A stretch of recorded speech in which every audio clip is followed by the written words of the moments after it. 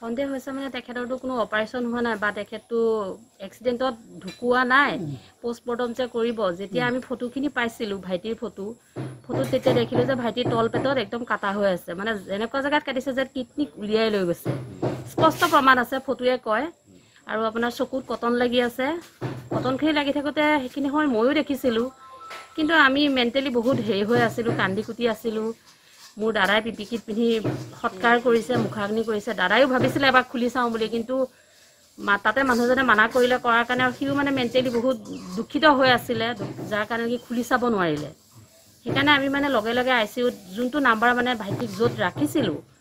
তাতে যোনটো নাম্বাৰ মানে জানা বুজাৰ কাৰণে মানে তেওঁৰ কিবা খবৰ চবৰ ল'বৰ কাৰণে আমাক নম্বৰ এটা দিছিলে তাতে মই লগে লগে ফোন কৰিলোঁ ফোন কৰোঁতে তাৰ এজনে ৰিচিভ কৰি ক'লে যে এইটো বিষয়টো মই ভালকৈ নাজানো আপুনি এটা ইনকুৱাৰী নাম্বাৰ দিছোঁ এই নাম্বাৰটোত কল কৰক তাৰপিছতে দাদাৰ মোবাইলটো নিলে নি পেলাই মানে ইনকুৱাৰীৰ লগত দাদাই কথা পাতিলে সেই তাৰে অলপ আমাৰ ৰেকৰ্ডিঙো আছে তেওঁলোকৰ তলত ডবল ৰেটিং আছে যিটো আমাক ৰিপৰ্টিং টাইম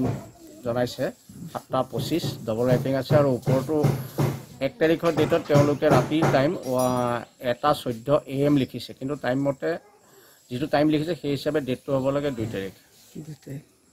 তাতো অভাৰ হেণ্ড ৰাইটিং আছে তাত অভাৰ হেণ্ড ৰাইটিং নাই সেইখিনি ভুল হৈছে তেওঁলোকৰ ভুল হৈছে